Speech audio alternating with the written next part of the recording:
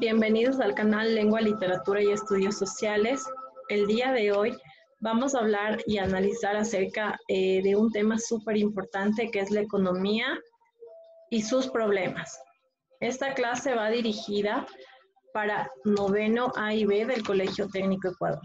Vamos primero a definir la destreza que quiero alcanzar con todos ustedes. El día de hoy vamos a identificar los principales problemas económicos del país, ejemplificando posibles alternativas de superación. Vamos a tratar los siguientes temas. El peso del pasado, vamos a centrarnos en la economía, en la colonia y también en el contexto del boom cacautero. Vamos a hablar acerca de los cambios y vamos a citar algunos ejemplos. Empezamos. Recuerden que en la clase anterior nosotros habíamos hablado de la importancia de la participación del Estado en cuanto a la vida económica de un país. Habíamos dicho que es importante que el Estado intervenga en todo este ámbito económico, ya que nos ayuda a nosotros a poder regular muchísimos de los factores, como por ejemplo la distribución de la riqueza.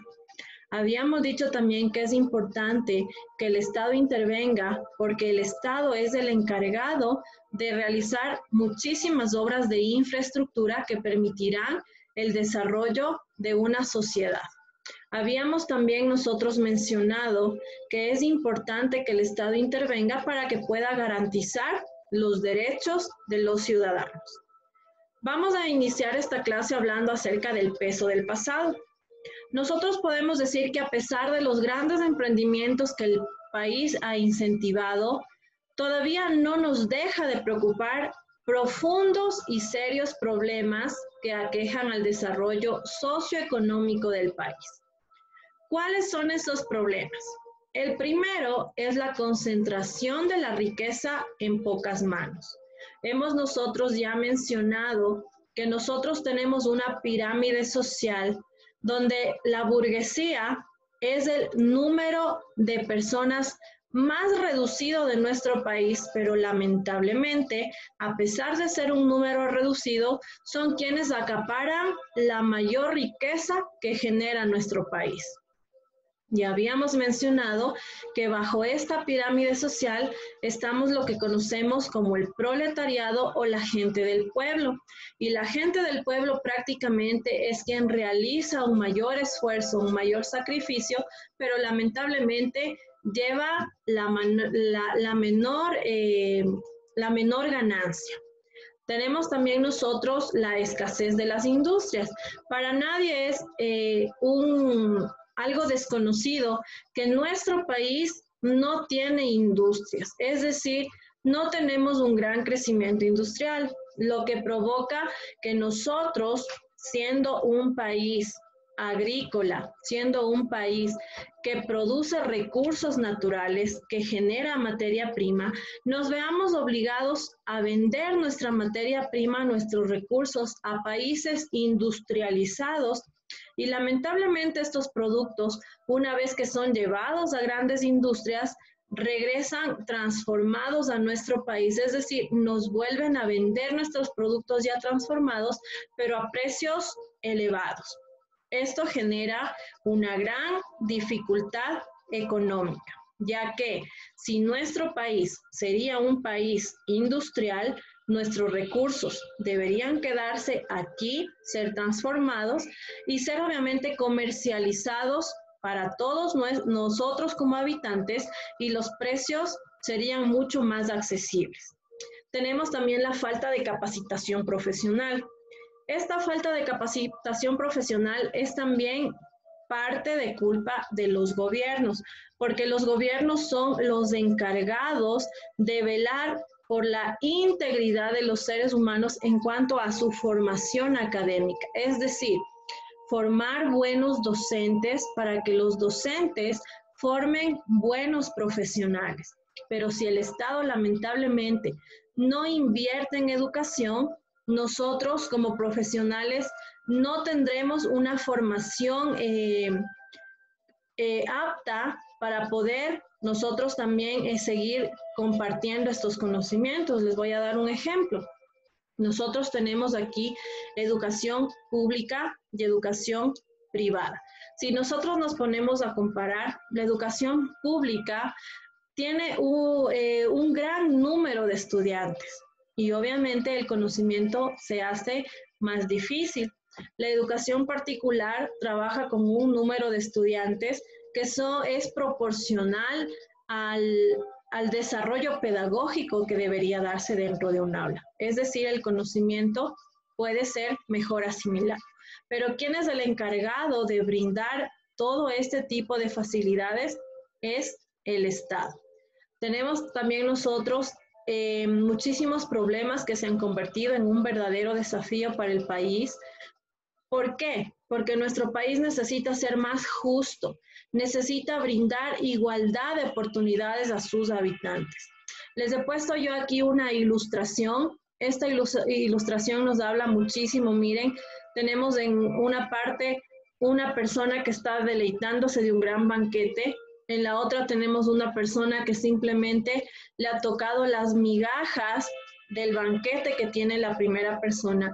Y posiblemente esta persona que tiene las migajas sea quien produce la mayor parte de ganancia económica. Es decir, esta persona que tiene las migajas produce el 99%. Es el trabajador, es el empleado, el que realiza la mano de obra.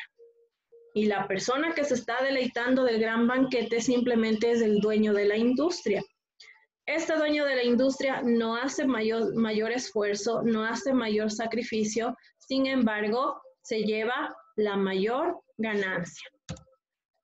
Tenemos acá también nosotros algo súper importante que tenemos que analizar, y es que este problema tiene una explicación desde el pasado. ¿Por qué? Porque nosotros históricamente, desde nuestro origen, hemos tenido gobiernos muy corruptos. Estos gobiernos han buscado su propio beneficio sin importar la necesidad del pueblo. Si bien es cierto, años anteriores nosotros no hemos escuchado de corrupción como se lo hace hoy en día. ¿Y cuál será la causa? Nos preguntamos. Posiblemente la causa sea que antes no existían aparatos tecnológicos como los tenemos ahora. Ahora nosotros tenemos a la facilidad poder grabar audios, poder grabar videos, y esto es lo que deja en evidencia a muchísimos personajes que trabajan para nuestro gobierno que han cometido actos de corrupción. Antes no se podía grabar, no podían reproducir un video, por lo tanto, era un poco más por debajo de la mesa, pero esto no quiere decir que históricamente nosotros no hayamos tenido gobiernos corruptos. Como resultado de toda esta mala distribución del capital, lo que históricamente nos ha convertido como un país equitativo y egoísta, gran parte de la riqueza ha generado en nuestro país actividades como la agricultura, la minería, pesca y también las industrias, las pequeñas industrias que tenemos acá. Ha beneficiado a los países extranjeros. Mire, habíamos dicho que nosotros somos un país agrícola por excelencia. Somos un país minero, somos un país petrolero, somos un país pesquero. Es decir, nosotros generamos la mayor cantidad de recursos que son comprados por países extranjeros. Pero ¿qué sucede con nuestros pequeños y medianos productores? Ellos generan estos productos, pero no obtienen la ganancia que debería corresponderles. Tenemos nosotros también acá, vamos a ir haciendo un análisis desde los tiempos de la conquista y la colonia.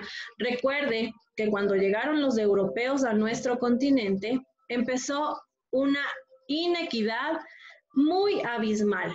¿Qué quiere decir esto? Que nuestros indígenas prácticamente fueron explotados, fueron tratados como animales, no como seres humanos. Y desde el momento en que los europeos llegaron a nuestro continente, arrebataron las extensiones de terreno que les pertenecían a nuestros indígenas. ¿Y qué hicieron después de desplazar de sus territorios? Les tomaron cautivos para que ellos trabajen en sus propias tierras, pero sin recibir un salario, sin recibir una remuneración, pese a todo el esfuerzo y sacrificio que hacían nuestra gente. De tal manera que acá se llevó a cabo una pésima distribución de la riqueza. Nuestros indígenas eran quienes hacían el mayor esfuerzo, el mayor sacrificio y no llevaban nada a cambio. No tenían salarios, no tenían buenas condiciones de vida. Recuerden que muchísimos de nuestros indígenas con las formas de explotación murieron. Murieron en las minas, murieron en los obrajes, murieron en las encomiendas. Es decir, las pésimas condiciones, la mala alimentación y el esfuerzo físico que hicieron no les alcanzó para poder tener una vida digna. Fueron explotados. También nosotros podemos hablar acerca del boom cacautero. El boom cacautero en el Ecuador hace referencia a una época donde se generó una alta demanda de cacao. Es decir, países extranjeros compraban de forma masiva nuestro producto, en este tiempo el cacao, y esto permitió que Ecuador se convierta en el primer exportador de cacao de todo el mundo. ¿En qué siglo se da esto? Esto ocurre a finales del siglo XIX y principios del siglo XX. Acá en este contexto, muchísima de la gente montuvia, muchísima de la gente campesina de la región litoral trabajaba en los sembríos, en la producción de cacao, pero lamentablemente las condiciones de vida que ellos tenían y los salarios eran extremadamente bajos, eran también explotados. Durante este periodo del boom cacautero, la economía exportadora ecuatoriana tuvo un importante crecimiento, es decir, empezó a entrar dinero de países extranjeros por la compra de este producto de manera muy buena. Tuvimos una economía muy estable. Ecuador era uno de los exportadores más importantes de cacao. Recuerda que nosotros tenemos nuestro cacao fino de aroma, que es considerado el mejor cacao de todo el mundo. Este cacao es vendido a países como por ejemplo a Suecia, a Suiza, a Holanda. De aquí se hacen los chocolates más finos y se venden a costos extremadamente elevados. Es decir, nosotros tuvimos una economía muy estable, pero ¿qué sucede? Justo en este contexto se desata la Primera Guerra Mundial y es aquí cuando los mercados empezaron a enfrentar dificultades. ¿Por qué? Porque los ingresos de los países, y en este caso el ingreso de nuestro país, empezó a decaer, empezó a descender, creció el desempleo y también la moneda se devaluó. ¿Cuál fue la causa para este decrecimiento que nosotros conocemos y hemos conversado también con ustedes? Que cuando se genera un conflicto bélico, cuando se desata una guerra, los recursos de los países deben ser destinados a compras de armamento, a compras de medicina, a poder satisfacer todo tipo de las necesidades que demanda la guerra. Por lo tanto, pensó Europa que ponerle un alto a la compra de nuestro cacao significaba ahorro en su economía. Mire, vamos acá a analizar las causas y las consecuencias de nuestra crisis. Tenemos como causa, ya habíamos hablado, la Primera Guerra Mundial. La consecuencia fue la baja en las exportaciones del cacao, es decir, nuestras exportaciones del cacao empezaron a verse, de cierta manera se frenaron, dejamos de vender a gran escala como lo estábamos haciendo. Otra de las causas es el ahorro económico de los países en guerra, es decir, los países tuvieron que empezar a ahorrar, como ya dijimos. La consecuencia, menos dinero entraba al país, no se podía pagar los productos importados y se generó una gran tasa de desempleo. Otra de las causas fue que los países africanos también comenzaron a producir cacao. Nuestra consecuencia, que tuvimos que bajar los precios a los productos del cacao ecuatoriano. Nosotros podemos mencionar que en este contexto, esta tercera causa generó muchísimo declive en cuanto a la economía del Ecuador. ¿Por qué? porque antes nosotros no teníamos competencia en la venta del cacao. Pero cuando África empieza también a producir cacao, nos hizo una competencia. Y por esta competencia nosotros tuvimos que reducir los precios del cacao. Podemos hablar nosotros también de los cambios. Desde el siglo XXI, Ecuador ha venido experimentando nuevos cambios. ¿En qué aspectos? En la economía. ¿Y qué nos ha permitido esto? Nos ha permitido mejorar y recuperarnos de las crisis económicas. Aunque esto ha sido casi imposible. ¿Por qué? Porque sabemos que no es viable o no es posible, no es real acabar con la pobreza de un país. Es algo prácticamente imposible. Tratar de erradicar la pobreza no es posible jamás. No van a encontrar ustedes nunca un país que no tenga pobreza. Estos cambios se han dado en cuanto a la producción industrial. ¿Qué quiere decir? Que nuestro país ha tratado de potenciar lo que tiene que ver con la creación de industrias para que nuestros recursos se queden en nuestro país, sean transformados aquí y sean vendidos y comprados por los ciudadanos, por los habitantes, por la población a precios módicos, a precios accesibles. No es lo mismo que usted compre un par de zapatos traídos de Estados Unidos a que usted compre un par de zapatos hechos en Ambato. Entonces, mire cómo nosotros podemos darnos cuenta que si consumimos lo nuestro, estamos aportando a nuestra economía y estamos también beneficiando a nuestro bolsillo. Tenemos la protección social a la población, es decir, generó muchísimas leyes, muchísimos beneficios de ley para los trabajadores, como por ejemplo, cobrar un salario mínimo, estar asegurados para que en caso de tener algún tipo de dolencia física podamos ser atendidos. También nos dio un cierto tipo de arreglo en cuanto a la deuda externa. Recuerde que nosotros somos países dependientes históricamente. Desde el proceso de la formación, la conformación de la República del Ecuador, nosotros hemos vivido endeudados incluso mucho antes en los procesos de independencia.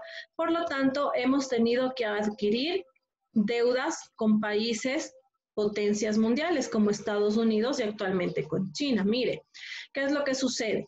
Pero el problema de esta deuda externa es que nosotros muchas veces hemos tenido que pagar los intereses más elevados que incluso el dinero que nos han prestado. ¿Por qué?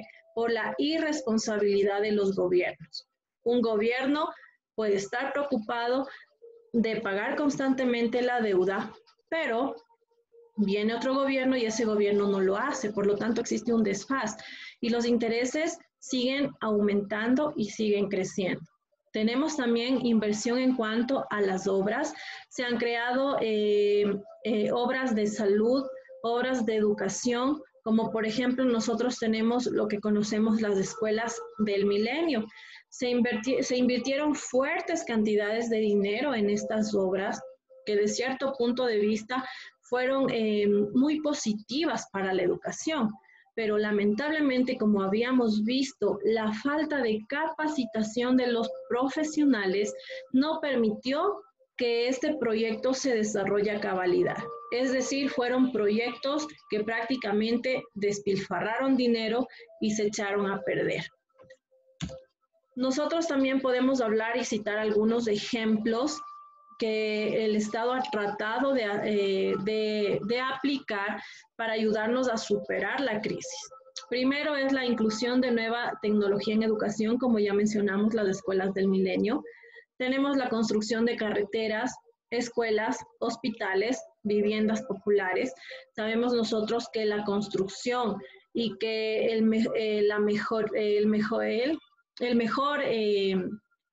la construcción de vías que se encuentren en buen estado son de suma importancia para poder transportar los productos, para poder también incentivar al turismo, entre otros aspectos.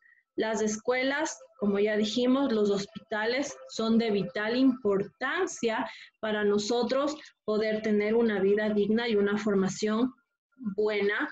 Las viviendas populares que han sido entregadas a personas de bajos recursos económicos también, que han ayudado muchísimo a personas que muchas veces no han tenido lugares donde ellos poder vivir junto a sus familias.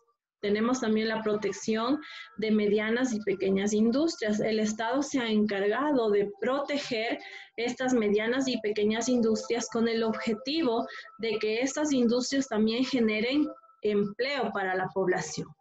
Tenemos también la exportación de productos agroindustriales, como por ejemplo las frutas, las flores, las hortalizas, y esto obviamente ayuda a que nuestros agricultores, a que nuestros campesinos generen ganancia para poder tener vidas tranquilas, vidas dignas.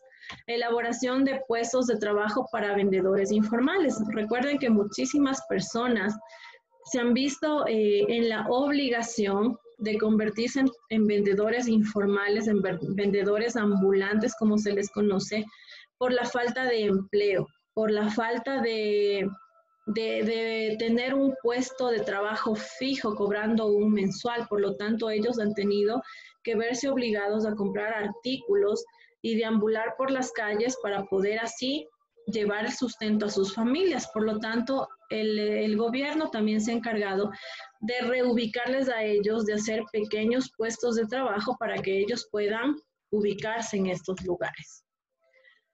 Para poder reforzar esta explicación que les acabo de dar, me gustaría, por favor, que en sus hogares elaboren un organizador gráfico a su elección, el modelo que ustedes quieran, no hay ningún problema, sobre los temas que he tratado en esta explicación. Me gustaría también que puedan elaborar un cuadro comparativo entre los problemas del presente y del pasado, haciendo énfasis en los siguientes problemas: en la dependencia tecnológica, también en la dependencia científica a potencias extranjeras, a la desigualdad económica, al desempleo, a la falta de institucionalidad en los organismos del Estado y a la desigualdad de género. Si nosotros hacemos un análisis de esto y hacemos un cuadro comparativo, podremos darnos cuenta de los problemas que actualmente nosotros estamos atravesando y también de los problemas que hemos logrado ya superar. Espero que hayan comprendido. Sin más, me despido. Hasta una próxima oportunidad.